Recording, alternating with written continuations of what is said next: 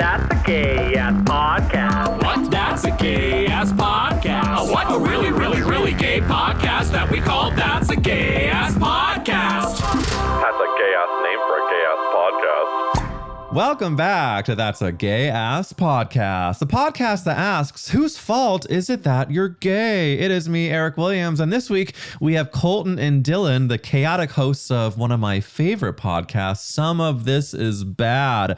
But before we get into their episode, I think it's time that we do our daily affirmation. So thank you, universe, for Laura Benanti. Laura Benanti is our queen, and long may she reign. Amen. Thank you. I just cannot thank Laura enough for being so fucking honest and hilarious in last week's episode. And it seems like a lot of us have enjoyed calling out Zachary Levi's fuckery. The episode got headlines in Us Weekly, People Magazine, The Hollywood Reporter, Vulture, Variety, all of them. So the gays love you, Laura, and we will make sure that you host the Tony Awards every year in perpetuity. Amen. Now, a quick content warning for this week's episode. It's filthy, it's horny, it's delicious, but let's talk about what we get into. Colton's hot uncles. We talk about the erotic charge of leg hair, the Academy Award-winning film, The Hot Chick, and the inside scoop on what it's like being in a long-distance gay marriage. Speaking of horny, if you want to listen to a very hot slut discuss their nasty adventures, check out the Patreon series Gay Ass Sex, where this week's guest is Zach, who you follow on Instagram as Cowboy Cooks. He has a very good cuck story, and he also just happens to be insanely hot. So follow him if you do not. Just trust me. All right, that's enough. Into this episode with Colton and Dylan of Some of This Is Bad. Dylan had tech drama. How are you feeling, Dylan? Are you okay? I'm okay. I feel like humiliated and embarrassed, but I'm happy to be here. There's nothing to be humiliated about because you are a human being that leads with your vulnerability, and that's what we love about you, Dylan. Thank you so much, and I am happy to be here. Now, Colton, Dylan, I first have to give you a mazel tov on 100 episodes of Some of This Is Fucking Bad. Thank you. I am obsessed with your podcast, and I'm so glad that you guys are here. But Colton was worried that he doesn't know enough about musical theater to be a part of Gay Ass Podcast. So I'm here to tell you, Colton, this is not a Broadway podcast. No. What I said was Dylan has been really mean to me and said I don't know anything and I'm going to suck on this podcast. That's not what I said at all. What I said to him was, did you read the questions? Because he's going to get here and then be like, well, I actually don't know anything about actresses. And it's like, well, you need to look one up before you get on this podcast. Because famously, I'm a listener of this podcast. So I was like, Colton, don't embarrass us in this podcast. I am constantly going to be the embarrassing. And you know what? I showed up even though I'm so sick from these children. I have a fever. Why are you? a hat on. Because I keep on going from cold to hot. Right now I'm in a kind of hot phase, but I committed to the hat, so I'm not going to uncommit to the hat. Listen, the fact that you are both on That's a Gay Ass Podcast, I think we've got a lot to talk about, and I just want to immediately get into the Gay Ass Podcast question because we have no time to dilly-dally. Now, Dylan, would you like to answer first the Gay Ass Podcast question? Whose fault is it that you're gay? Who do we blame, babe? Well, I feel like this might be like rather basic, which is sad, but I do think that unfortunately Zach from Saved by the Bell had a huge part of it. No, it's not basic at all. It's perfect. I think that might be basic. But I remember like even as a kid being like, this kid could like punch me in the face and I would be happy to receive it. Or I used to watch But I'm a Cheerleader a lot, and there was that one scene in that where their boys are making out in the living room before she like tells on them, and I remember just like rewinding it over and over and over again, and I was like, whoa, something's happening here. Is that Natasha Lyonne? Yeah. Natasha Lyonne told me I was gay before I knew it, and I think that they would put that movie like on HBO or whatever it was, and I feel like Natasha, because she herself is very gay, and no, Natasha's not gay. She's not. She's 100% straight. Now cut to me knowing nothing about character actresses. Oh my God. Yeah. She's 100% straight. She's like, she's not gay at all. But she's friends with Aubrey Plaza. And she plays gay roles all the time, but she's not actually gay. She's That's just an like ally. Rachel Brosnahan doing Marvelous Mrs. Maisel. I feel gooped. I feel bamboozled. I bet they're so good. But wait a minute. If you're saying that Zach from Saved by the Bell is such a basic answer, question one, what would you, both of you, like to do physically to Zach from Saved by the Bell? I think I just wanted to kiss him in high school. I think or like in middle school. I just wanted Zach to kiss me. Yeah, well, yeah, and most, blow him. He's more of a side these days. Zach is? Which is fine. No, Dylan, and it's fine. It is fine. I hate when gay people say that side dumb is like, you gotta be plowing whole. It's like sometimes all you need is a gorgeous side dish. Agreed. What's the best part about Thanksgiving, honey? That's The mashed potatoes. Yeah. Well, if you think that Zach was a basic answer, what would you say is the answer you wish would have made you gay, Dylan? What do I wish would make me gay? I don't know if Bill this is Clinton. No, Bill Clinton definitely. I mean, definitely some boys who I was in school with definitely made me gay. Okay, you know what? This is like, and I've said this to his face, so I don't mind saying it. But my freshman year, I walked into gym class, and so there was this guy. His name was Dylan Mooney. And he was just a senior when I was a freshman, and the senior boys in the football team would shave their head and bleach their hair blonde, and he walked in with a bleached blonde mohawk into the cafeteria, and I remember thinking like, I'm gay and I'm in love with him. And he used to just lay on the mat during gym class, and then we'd all walk by him and people would go, he had mono last year and that's why he's always sleeping. I thought you were going to say you got a glimpse of his balls through his gym shorts while he's laying down, but no, he had a diagnosis of mono. Yeah, the lore was he was always sleeping because he had mono. No, you don't have mono forever. It's like Yeah, but there's residual. It's like long COVID. Well, since this maybe for Dylan Mooney, but not for me. Yeah, I had COVID. I had mono my junior year while I was auditioning for musical theater programs to go to college. And so I remember being like, why am I at Carnegie Mellon and I'm so tired? I'm not saying I got rejected because I had mono. I'm saying I got rejected because I wasn't good enough and I had mono. But there's something about the high school hot guys that are especially upperclassmen while you're underclassmen. I can still name the guys I wanted to fuck from my high school. Truly. Yeah, of course. Let's do it. Should I? Yeah. I'm literally thinking of one guy right now. Also, I posted a video about how there are some straight girls I went to high school with who I haven't talked to in 10 years plus who have husbands that are so fucking hot that they're posting on their Instagrams, and all I want to do is DM them the nastiest things. And one girl I went to high school with was like, okay, I need to know who you're talking about. And I sent her a girl's husband from my high school, and she was like, okay, yeah, I get it. This guy will post photos with his literal baby, but skin to skin. And so he's like showing hairy chest. Colton, the baby's not a part of the sexual thing. I know. Here. No, but it does mean that he can at least, like organize a trip. If you can take care of baby, you can organize a trip. I've always said that. And maybe he and I will go on a trip together, and I don't want to ruin their marriage. I just want one glimpse of Bush. Of his bush? Yeah. No, the babies. Are you a Bush guy? Yeah. I mean, yeah. There's something I think so much more sexual about a guy pulling down his pants and having a bush than it just being clean shaven. To me, clean shaven is like, okay, we're at a competition, and bush is like, yeah, you're about to get fucked. And which competition are you picturing? Like a swim like muscle competition where they're like, I had to get ready. Yeah, or a swim competition. Yeah, I always really rebelled against the idea that swimmers had to shave their legs in bush. Yeah, it's how much time are we saving here? Yeah, yeah. You know what I was thinking about last night? I know that. What?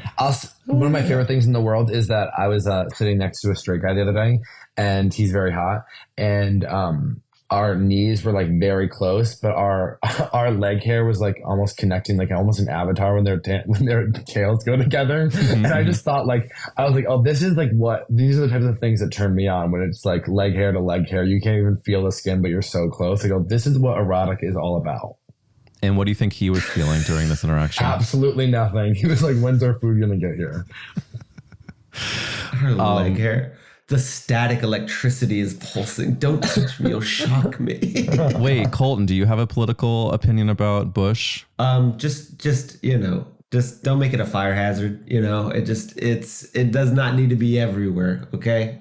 I like mine like the English gardens. You know, take care of them. Take care of them. What shape do you shave it into a shape? No, I think it should. Well, I actually used to barber, so I will fade. I will fade my shit. I just think it's crazy to have all these lines and whatnot. It should look natural. I mean, natural. A natural fade, but short. Yeah. Well, naturally short. Well, since we are already getting into Colton's hot takes, I think it's only fair just to get these questions out of the way.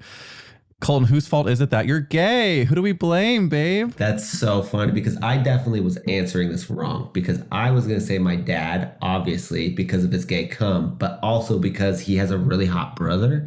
And like, he always would bring him around and like, he looked good. And he was always, and I never say which one it is because he has 4 of them. But it's like most of them, you know? Wait, can we, before, because I think hot uncles is something that is not talked about enough. And while, of course. I won't shut up about it. Well, they are our literal blood relatives. But did you say the first thing was something about cum? My dad's gay cum made me, so I just assumed it was oh, a very sure. logical The jump. sperm. Yeah. The sperm itself was a gay swimmer and then created I don't know any of those, but we'll call him Michael Lochte. Wasn't that a swimmer? Wasn't he a gay swimmer? You're thinking of Michael Phelps and Ryan Lochte. Ryan Lochte, yeah, he was like the dumb hot one. So you come across your dad having 4 brothers, apparently most of whom are hot. Does your dad know you've publicly stated that his brothers are hot? Yeah. And how does he react? One of his brothers won like Mr. Houston in the 80s. He was just like this jacked Navy SEAL. Like, he's hot. He is really hot. Do you think any of them are gay? I've started a couple rumors about 2 of them, but they haven't, to my knowledge, I have no evidence, so I can't say yes. But yeah. Dylan, have you seen these uncles? No, Colton, you've never actually shown me a picture, but I'm down for uncle nephew play. I think if it's not Thank with you. my uncle. Hey, Eric, I'm married. What's the harm? What's the harm? And also, there's no kids being involved, so we're very open on some of this is bad about hooking up with uncles. Now, I want to be clear about my uncles are not hot, and one of them, the gay one, is my dad's identical twin, so I'm not into that. So I don't want anybody to be thinking like, oh, Dylan wants to fuck his uncle because it's actually like, what if it's technically a possibility because we're both gay, but that's not the case. Side note, I just wanted to throw out there because I didn't say this, but also Cole from Charmed really got me going as a kid. And Cole from my Chip's nephew got me sick, so. Oh, there we go. And there's a guy no named Cole that I want to fuck. Whoa. And my Cole is such a favorite crazy name. actress is Cola Scola. Actress Cola Scola. Wow, that's a Cole ass podcast. I just think that the way you guys talk about these things, like you're fully with your full gay chest saying that it's okay for uncles and nephews to fuck. I just want to let you know, Colton, even though you said you are married, it is still a crime, no matter your marital status. Is it a crime if you're adults? It's a crime? Is it not? I don't know. By the way, you shouldn't do it as a kid. I'm against If love is Well, if love is a crime, crime. sue me. And I'm guilty. Yeah. Y'all know I love talking about getting down, but what about getting ready to get down? That's why I'm here to tell you about Pure for Men, the brand for good health and good times. The product I'm obsessed with is their Stay Ready Fiber, which is a unique proprietary blend of the highest quality ingredients. I'm talking psyllium husk, I'm talking aloe vera, chia seed, flax seed, and all you need is just 2 servings a day. As a Jewess with a sensitive tummy, you know I appreciate the extra help. You see, Pure for Men is made by gay men for members of the queer community, and their Stay Ready fiber is the leading men's cleanliness fiber supplement that helps keep you confident from daytime to playtime. Pure for Men's high-grade fiber keeps your digestive tract clean, and baby, I swear by it. You can enjoy 20% off the Stay Ready fiber with promo code GAYASS20. That's right, listeners. 20% off with promo code GAYASS20, because with Pure for Men, if you stay ready, you don't have to get ready. Enjoy that discount code GAYASS20. What's the optimal hookup time? Dylan, you go first. If we're talking like... Yeah, what's the situation? The situation is you go over, you've wanted to hook up with this person for a while, but it finally just like your schedule's aligned, and you're gonna do side stuff. How long are you there? You know what, though? Are we like making out, and is it like sensual? Yeah, you're making out. At least 30 minutes. I say 30. Colton? If it's a stranger, I'll take 6. Who's the last person you hooked up with, Colton? That was it a stranger or was it someone you liked? Stranger. Well, no. The last hookup I had, my husband just left. Yeah, so we did on a whole Louisiana swamp, dirty, nasty things all over the place. It was taking time. I mean, I wasn't doing 6 minutes then. But if I don't know you, it's like, what are we doing? Also, these boys don't floss. I can't smell, and I'm tasting these guys' breath, and I'm going, what's happening in there? You knew I was coming over. I cleaned my hole out. I would kiss my hole before I'd kiss your mouth, dude. That's not okay. I'm like spitting gum out the minute I walk in the door. Like, I don't understand it. Like, it's like the brushing. The biggest fear is bad breath, I feel like. Of course. Not these boys. This is how much of a whore I am. I keep mouthwash in my car for hookups. I think that's beautiful. I also have heard from you two when I recorded on Some of This Is Bad, and I was telling you that I had gotten sick. You told me about apple cider vinegar. Mm-hmm. And ever since you told me that, I have been glugging. And honestly, it's been working. It does. You don't get sick anymore. It takes out all the bacteria. Yeah, I actually was first, when Dylan told me that, I was mean to him, and I told him he's a stupid witch. And then I looked it up and I Googled it and I did a little bit of research, and it wasn't that hard because it was the first line that popped up that says, yes, it does. Do you guys have an idea, like a culture of going apple picking in the fall?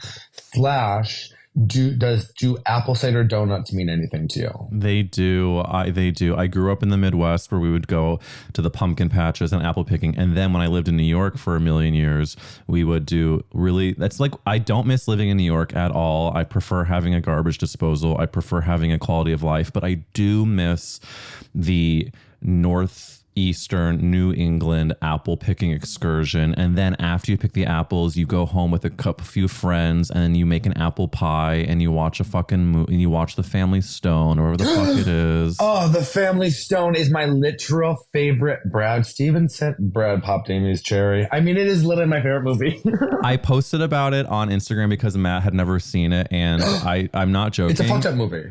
Of course, but it was one of like people go feral for Family Stone, and they should. It's one of the best movies of all time, but I hadn't watched it in a couple of years, and it really is just, Diane Keaton is a chaotic mom, and it's a liberal arts mom from like the Northeast that we all want. Yes, and she's sex positive. She's got a gay deaf son who has a gay black husband. She has a bitchy Rachel McAdams as a daughter. She has Dermot Mulroney. I sucked off a deaf guy last year.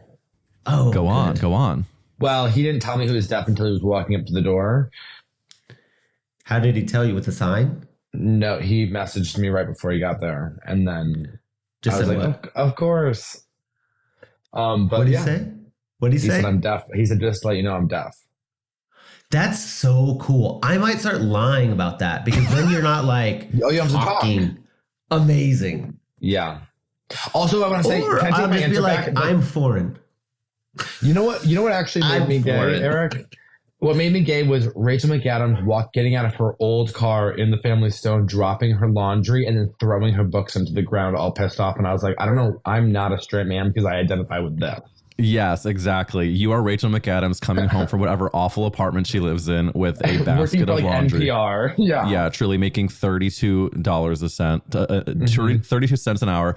Rachel McAdams may be gay for so many reasons. Family Stone affirmed it. This is going to be niche, but one of the dumbest movies, but one that made me gay is The Hot Chick with Rachel McAdams, Rob Schneider, Anna Faris. Boys are cheats and liars. They're such a big disgrace. Great.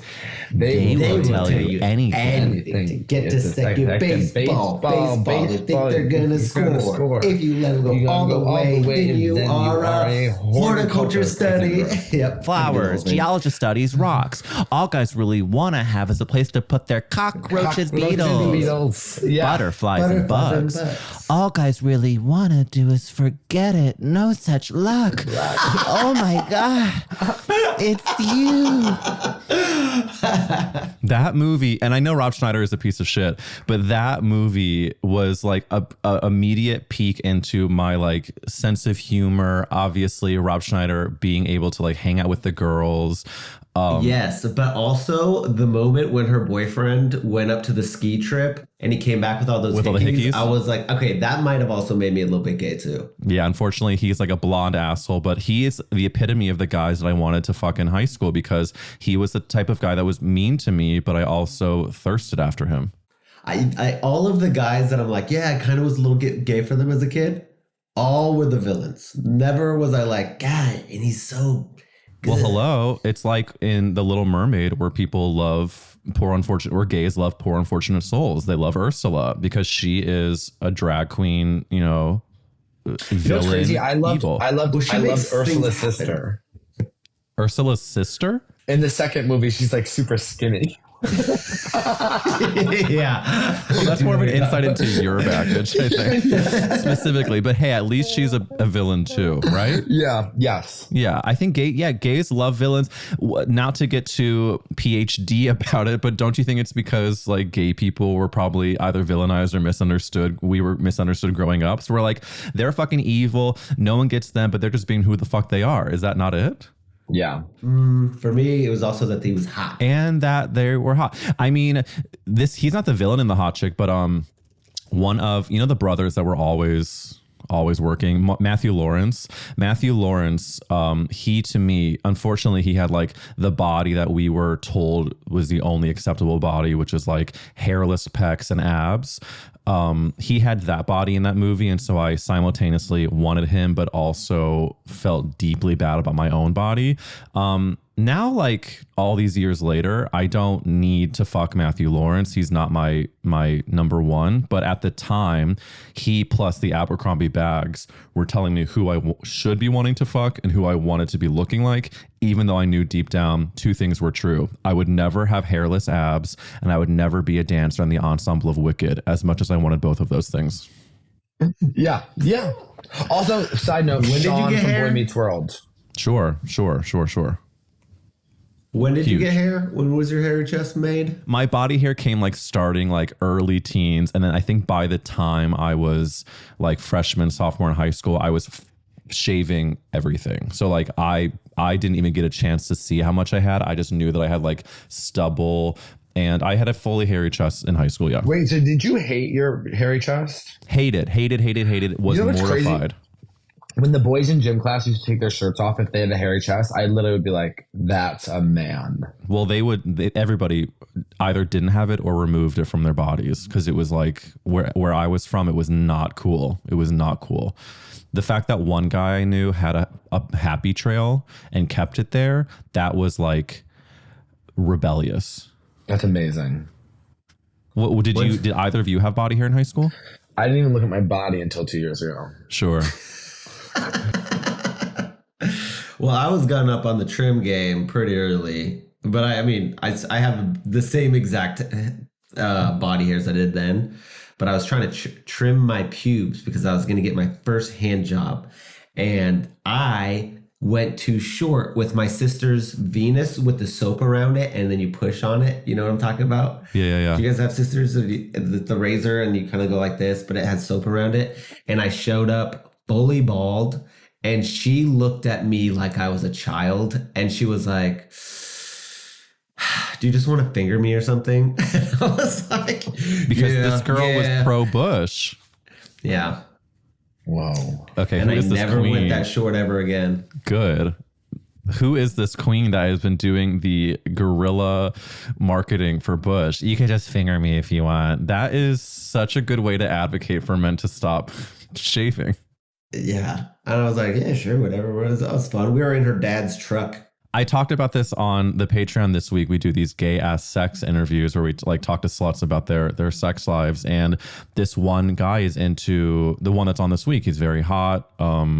Great interview where he talks about steam room shit, but also car cruising. And he says that he's now got into this, like, he likes jerking off in his car. And I watch those videos.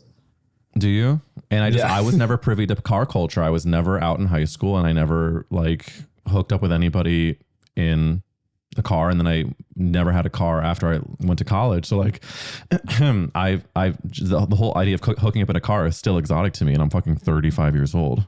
You know what the worst part? It was all cars for us. Like even when we went camping, it was like camping by our cars. Wait, what's the worst part of being gay? Well, obviously, some people have this experience, but you don't really get to have that like teenage love. Yeah, it's like actually devastating.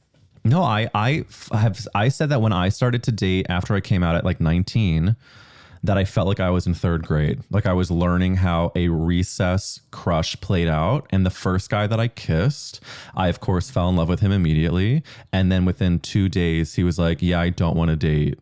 And I was like, you would have thought I was getting out of a 3-year relationship. Yeah. And I had kissed him one time because I had never had that childhood love.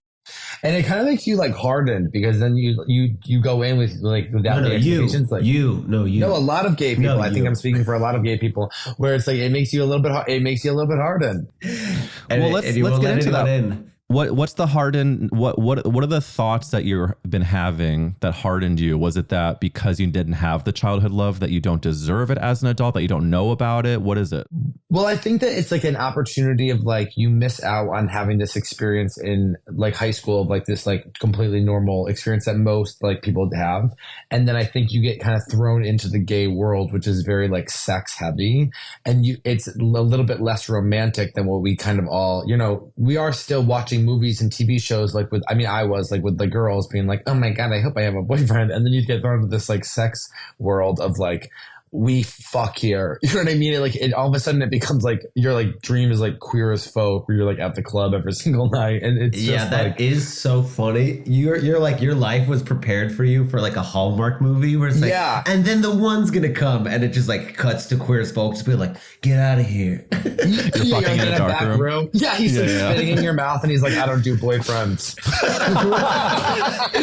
And you're like, you're such the main character. You're a hardened lawyer at the small town. You're gonna fall in love with me. Yeah. Cut to you getting fisted at the cock. No, I think it's like two things. I think one side of it is that you did not have the experience and you romanticize it, but the other side of it is that like it's easy to be swept up into the gay fuck sex world, but it's something that is like you have to actively choose to go against those certain things. Like people get shocked when I tell them I lived in New York and was not like a big gay club rat and like coke fiend, and like I just like it never. But I think I went the opposite direction. I went fully heteronormative. It's hard to find a balance of either you're getting spit on in a back room or you're going apple picking. There's like where it's, I think that's the gray area is hard to find as a gay person, like finding yourself, if that makes sense. I think I am getting older because to me, I've been saying things like, that sounds adorable though. Like you are. Like apple picking sounds so adorable. Like what a fun date. But you're right. Yeah. I think I just also spent a lot of time with straight women. Like I really was a gay guy that was like hung out with the straight girls and their boyfriends all the time for like a very like because I didn't even leave my small town until I was like 23. So I just was like hanging out with girls and their boyfriends, being like, when is it gonna happen for me? And then I just like moved to Portland and like went to a sex club and there was like people hanging from ropes and I was like, I don't know if this is like who I am. Well, what's the dream scenario for a middle ground? Like what's the dream gay life where you're sure sex positive, you're fucking the way you want, but it's also not just like blow off your asshole where there's no romantic connection? Like what's the middle ground? A book club? I found that okay, so I've been married for 5 years, and I think that this past maybe 4 months is like the first time I've actually like felt like I had a partner and they were collaborating on it. He was dealing with his shit, I was dealing with mine separately, and I always thought that that was the best way to do things because I was always alone. And I was like, and you can't trust anyone. And now for the first time, we've been reading this John Gottman book, and it is the stupidest things that obviously work, but you go, fuck that. Like date night, you have to have date night.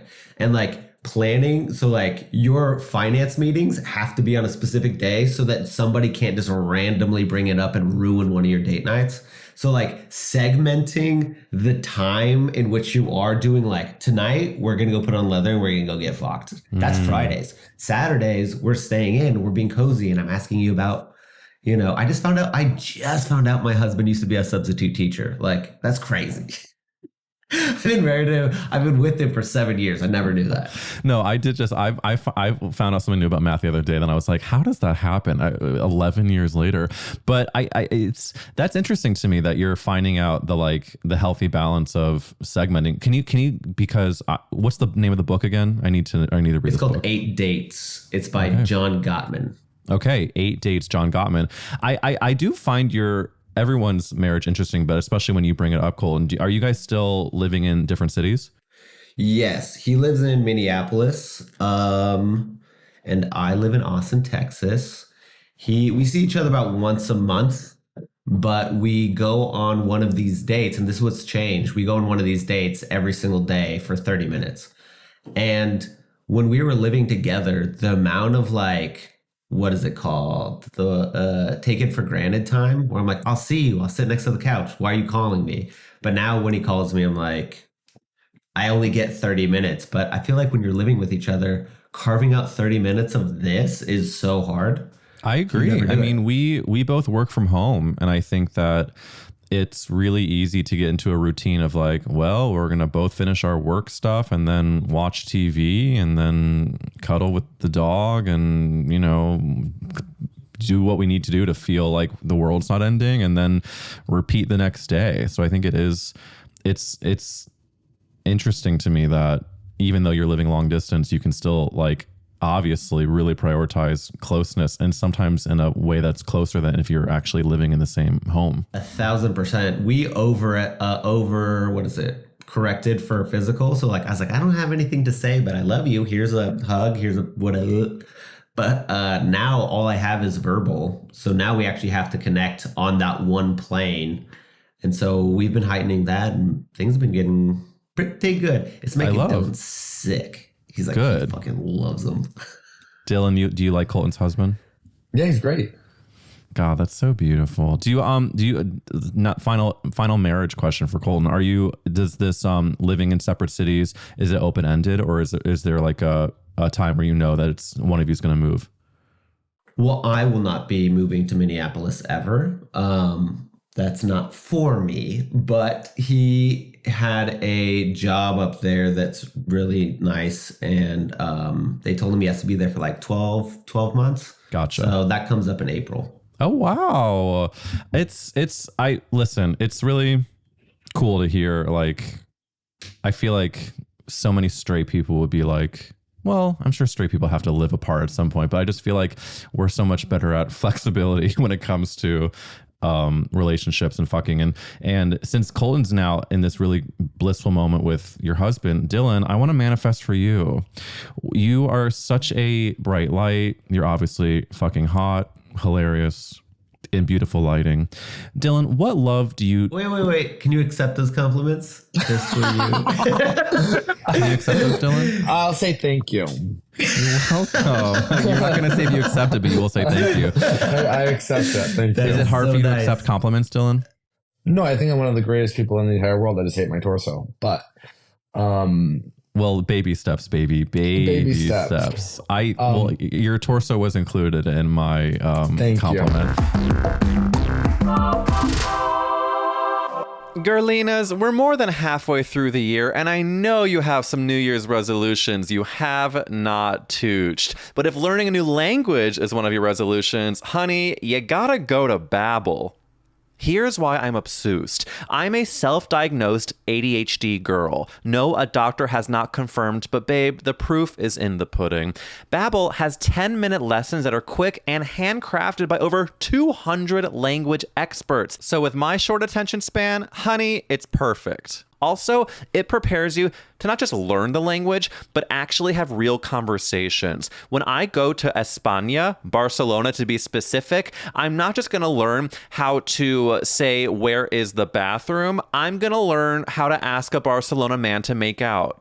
I'm going to learn how to ask for directions, order at a restaurante, okay? But don't just take my word for it. There are studies from Yale, Michigan State University, and beyond that proves Babbel works, which is why I'm so excited to give you a special limited time deal for the gay-ass listeners. You can get up to 60% off your Babbel subscription, and it's only for our listeners at babbel.com/gayass. That's right, up to 60% off at babbel.com/gayass. Spelled BABBEL.com/gayass. Rules and restrictions may apply.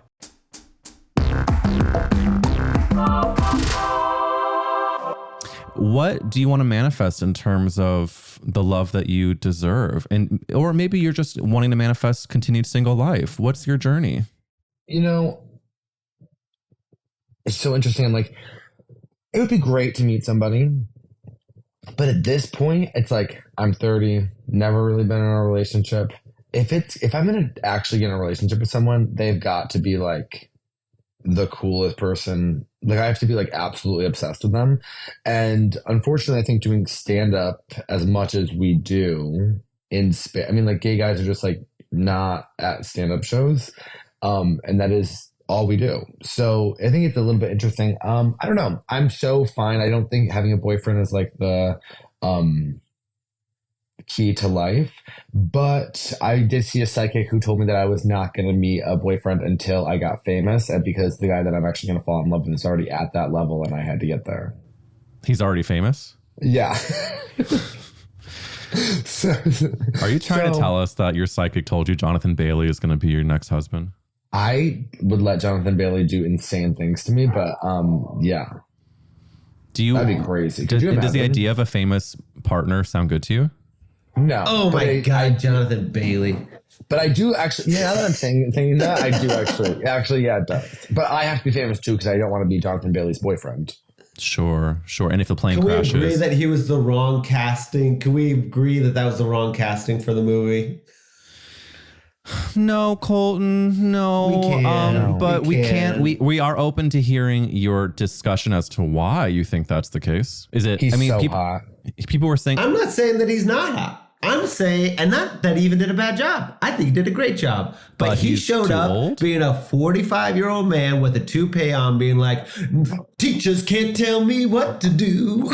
Okay, by the way, I take umbrage with any age discourse for Wicked, because we are used to casting 42-year-old women to play Elphaba on Broadway, who has to go from childhood to high school to adulthood. So sure, is Cynthia Erivo and Ariana Grande, are they not juniors in high school? Correct. However, she's university, so they are. That's true. College. That's true. Sorry, it's universe. It's uni. So are they college sophomores? No. But do they have to show the full adult arc? They do. Can they play it off well enough on film? Yes. Did Jonathan Bailey have some beautiful eye bags? Yeah, because he's working hard. He's doing a lot of projects. I don't give a shit how old he looks. Who do you want to play Renee Rapp? That's not. I mean, honestly, my problem wasn't that. My problem wasn't any of that. I thought he looked flawless, other than his either hair plugs or toupee. I don't know what was happening, but I just could not stop staring at that fucking God, I can't wait for the hate comments, Colton. I can't wait for you to be ravaged.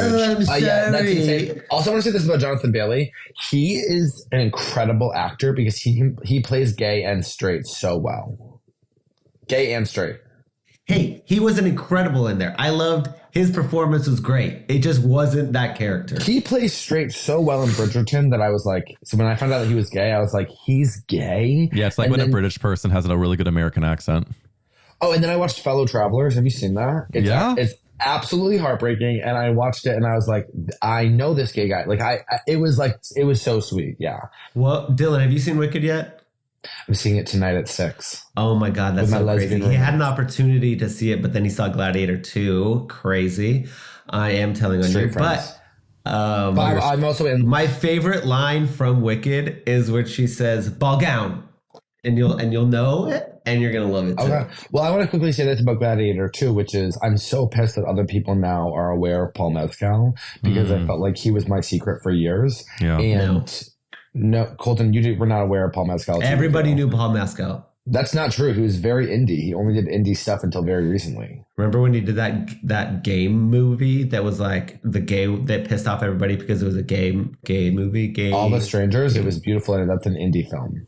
I watched that on a plane, had to turn it off because it was getting so hot. And I was like, people are watching me watch porn. I need to turn this off. It's so sad, though. I'm putting on Moana. No, yeah, I truly, but I think, you know what, Dylan, if you want to say you discovered Paul Mescal, it doesn't hurt any of us to tell you otherwise. He does. He discovered Netflix and Paul Mescal. Yeah, you first watch Netflix on your phone, and I'm a listener of the pod as well. But speaking of pod, I have a job to do here, which is ask you the final podcast question, Colton and Dylan. If the world was ending, you could only save one character actress. Colton, who would you save? Colascola. Colton, I don't know if your answer is trying to be at all ironic, but I think it's actually a genius answer. I'm not being ironic at all. It was either going to be Cole or Amy Sedaris, and I was like, I choose Cole, but both of them for sure. Okay, wait, this is such a genius answer because Colascola, I was just talking to a few people about, Mary, did you see Cole in the Thanksgiving Day parade on the fucking flamingo float? Did you see this? No. Cole got their own float at the Macy's Thanksgiving Day parade on network national television. It was an amazing big darn deal. Matt and I are also going to New York in January. I got to see O'Mary in June. Matt wasn't there, so he's going to see it, one of the closing performances. But a few people who are my friend Henry, shout out, is the casting director of the show. Another friend of mine represents someone in the show, and I'm hoping that Colascola is going to get a Tony nomination. But the funny conversation we were having is that if Cole gets nominated in the Best Actor category, because that's what they are being eligible for, they might be up against like George Clooney, because George Clooney is going to be on Broadway, as will like all these fucking movie star men, and Colascola in O'Mary. That's going to be great. Such. They deserve the Tony. They deserve the world, and that is a character actress that deserves to be saved. Colton, Dylan, you said that Dylan was giving you sass about not doing a good job on this podcast, but tens. Dylan, who do you answer? Who you're saving? So you liked my uncle answer from earlier then? Oh no, that's illegal still breaking laws. Wait, now I think my answer might be bad. Twist. Dylan, just be honest and open. And I don't know if she's actually even considered a character actress. Go on. She has played supporting characters. And I want to say that I came up with this answer years ago when I first started listening to your podcast. I don't think I had heard anybody else said it. And I was like, this is going to be my niche answer because I actually really do love her. Okay, Lake Bell. Is that a bad answer? No, it's a great answer because it is so random. Is the first question is Lake Bell? So Lake Bell the question is Lake Bell a character actress? Can you tell me, we'll give you the benefit of the doubt here. What is your into Lake Bell? Why do you love her so much? And then we can decide if that gives her character actress nomenclature. She was in Wakanda Forever. No, not that one. I think what I just Googled it. I think so. What she was in one of my favorite movies, and I think she was so funny in it, which is that movie with Natalie Portman and Ashton Kutcher, where the same one with like Justin Timberlake and Mila Kunis came out, and it was like no strings attached. No strings attached. And I thought she was so funny. She's always wearing like big glasses, and she's like always like stuttering. And then also forgotten movie, What Happens in Vegas. Whoa. And she plays the best friend, where she's like a psycho girl, BFF. And I think she's so funny. And I saw, you know what it is? I saw What a World. In a world where she plays like it's all about voice actresses and actors, and they're competing to do like In a World thing. And I thought she was so good. I was like, I'm gonna name. And if I had a daughter, their names would be River, Lake, and Rain. And Lake after Lake Bell. We get it. You live in Austin. I think that the reason why she's a character actress is she's playing psychotic friends, and I found out via Wikipedia that her father is Jewish and she was raised in a, quote, comically dysfunctional family. That is a character actress, and Dylan, it is a great answer. It is a great answer, and I think that Lake Bell has never been uttered on this podcast, but she deserves, and I'm so glad that you were the one. No one gives her flowers. No one gives Lake her flowers. Yeah. It's just a barren lake. Oh my gosh. I have to say, it's psychotic that we have to get towards the end of this gay ass podcast episode, but Colton has put the sweat short shirt back on because Colton has a 103-degree fever. Dylan has just given us a gorgeous answer of Lake Bell, and I am such a fan of Some of This Is Bad. Colton and Dylan, before we log off, tell us where to follow you and what to plug. Plug Some of This Is Bad, please. Yeah, please listen to Some of This Is Bad on everywhere you get your podcast. You can watch the video on Spotify and YouTube, and our Instagram is at Some of This Is Bad. And then I'm at Dylan P. Carlino and Colton. Colton's at Colton Dowling. Yeah, that's true. We're going to be filming a web series soon, so check that out.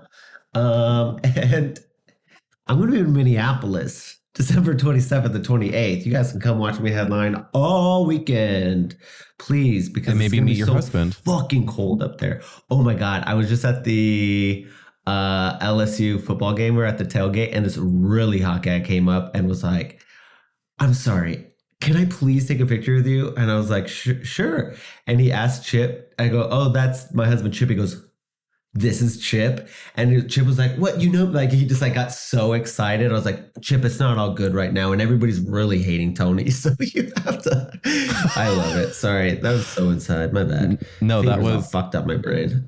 It was, you deserve to be recognized at an LSU tailgate of all places. I'm just going to butter your biscuit for a second and say that Some of This Is Bad. Nathanael, my amazing gay ass producer, is also a huge fan.